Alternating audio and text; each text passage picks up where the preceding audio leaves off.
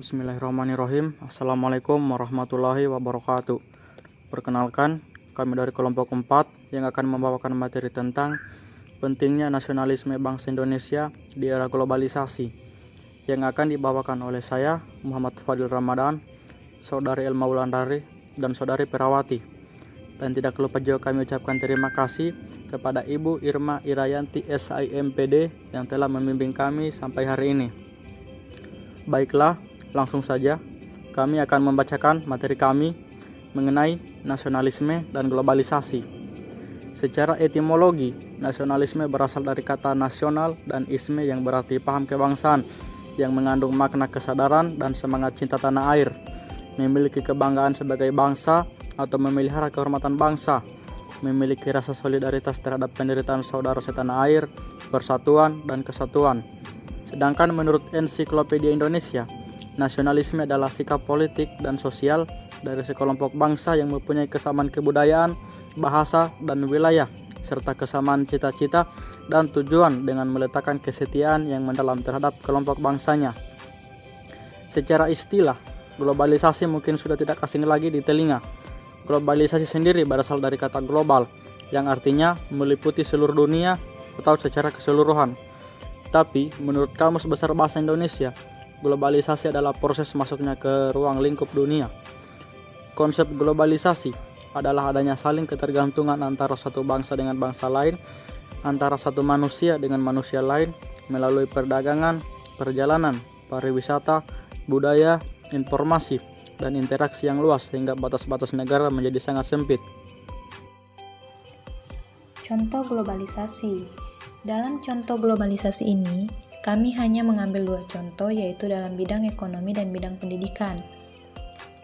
Yang dimana dalam bidang ekonomi ada kebebasan berinvestasi dan mengonsumsi barang impor. Sedangkan dalam bidang pendidikan ada pertukaran pelajar dan kemudahan mengakses ilmu pengetahuan di internet.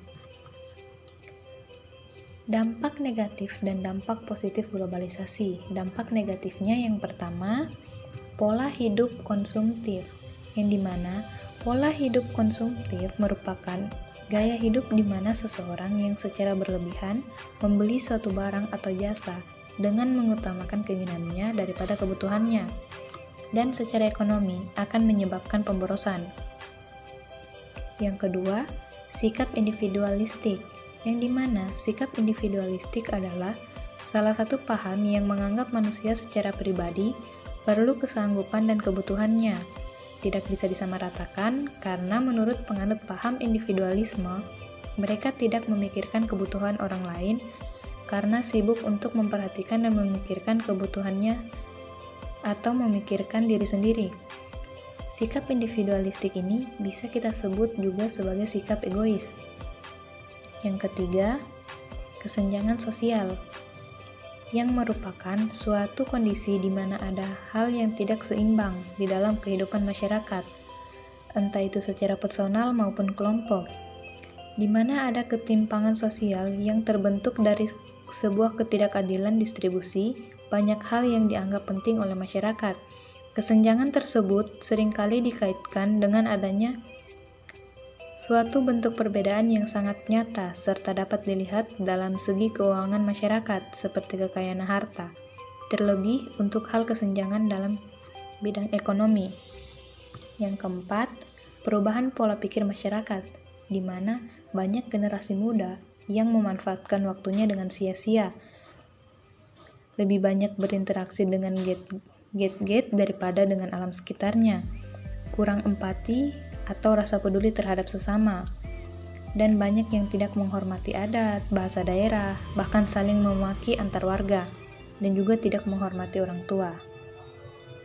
Sedangkan dampak positif dari era globalisasi yaitu yang pertama, perubahan tata nilai sikap, yang dimana merupakan perubahan manusia di zaman ini dan kedepannya. Kedua, perkembangan ilmu pengetahuan dan teknologi, karena manusia selalu bertanya tentang apa saja di kehidupan ini, maka dari itu, ilmu pengetahuan bisa didapatkan melalui teknologi seperti internet dan sosmed, sehingga muncul ilmu baru. Yang ketiga, tingkat kehidupan yang lebih baik, yang dimana terciptanya saling tolong-menolong dan tidak ada permasalahan.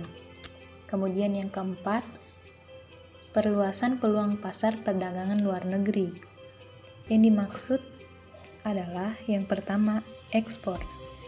Adalah kegiatan menjual barang ke luar negeri. Contohnya, ketika Indonesia melakukan ekspor pakaian ke Amerika Serikat, itu artinya Indonesia menjadi negara yang melakukan penjualan pakaian. Sedangkan import adalah kegiatan membeli barang dari luar negeri. Import ini kebalikan dari ekspor. Artinya, jika Amerika Serikat membeli kelapa sawit dari Indonesia, dapat dikatakan bahwa Amerika Serikat melakukan import kelapa sawit. Dampak globalisasi bagi bangsa Indonesia. Dampaknya bisa kita lihat dari lunturnya budaya negara Indonesia karena banyak budaya asing yang masuk, masyarakat yang berubah menjadi konsumerisme dan hedosisme, maksudnya pola hidup barat yang negatif, contohnya seperti pakaian orang luar dan makanan-makanan orang luar.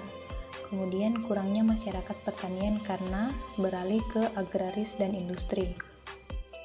Cara mempertahankan kebudayaan bangsa. Di sini saya akan berbicara tentang cara mempertahankan kebudayaan bangsa agar tidak termakan dengan budaya asing, yaitu yang pertama, menanamkan semangat nasionalisme yang tangguh, misalnya semangat mencintai produk dalam negeri. Yang kedua, menanamkan dan mengamalkan nilai Pancasila, misalnya beribadah sesuai dengan agama dan kepercayaan masing-masing dengan sepenuh hati, membina kerukunan antar umat beragama atau tidak saling mengejek dan menghina satu sama lain, tidak memaksa orang lain dalam menganut agama atau kepercayaan, tidak mendiskriminasi agama atau kepercayaan tertentu. Yang ketiga, menanamkan dan melaksanakan ajaran agama dengan sebaik-baiknya. Misalnya, memberikan pendidikan akidah, memberikan pendidikan ibadah, mendidik anak dengan akhlak, mengajarkan untuk bersikap dengan baik dan benar. Yang keempat, selektif kepada kebudayaan asing yang masuk ke Indonesia. Misalnya, tidak gampang meniru budaya yang negatif seperti ditato, berpakaian seksi, rambut dicat warna ungu. Mampu memfilter dampak negatif budaya asing yang tidak sesuai dengan budaya sendiri dan mencintai produk negara sendiri. Cara memanfaatkan globalisasi. Nah, di sini saya akan berbicara tentang cara memanfaatkan globalisasi dengan baik. Antara lain, yang pertama, memilih mana arus globalisasi yang baik dan buruk. Maksudnya di sini yaitu menggunakan internet untuk hal-hal yang positif, kemudian memanfaatkan teknologi saat ini dengan bijak dan seperlunya saja, dan memakai produk dalam negeri. Yang kedua, kemudian pilih arus globalisasi yang dapat dimanfaatkan untuk hal positif, misalnya membantu memasarkan barang. Adapun kesimpulan dan saran dari penjelasan kami di atas. Kesimpulannya, nasionalisme sangat penting terhadap kehidupan berbangsa dan bernegara karena berupa wujud kecintaan dan kehormatan terhadap bangsa sendiri. Dengan itu, para pemuda atau seluruh bangsa Indonesia dapat melakukan hal yang baik dan juga menjaga persatuan bangsa.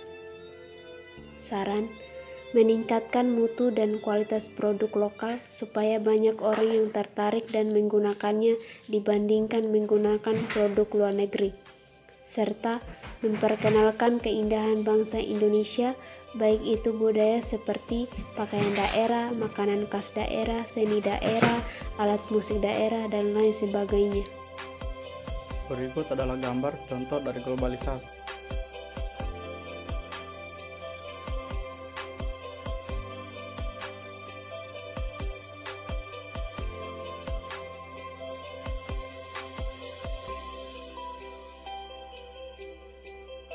Kami mempunyai kutipan dari Bapak Presiden SBY yaitu Intelligent humans in the era of globalization are smart and wise people who can withstand the bad effects of globalization, yang artinya manusia yang cerdas dalam era globalisasi ialah orang yang pandai dan bijak bendung pengaruh buruk dari globalisasi.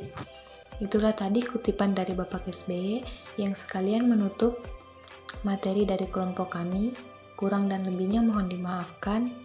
Wabillahi taufiq wal hidayah. Wassalamualaikum warahmatullahi wabarakatuh.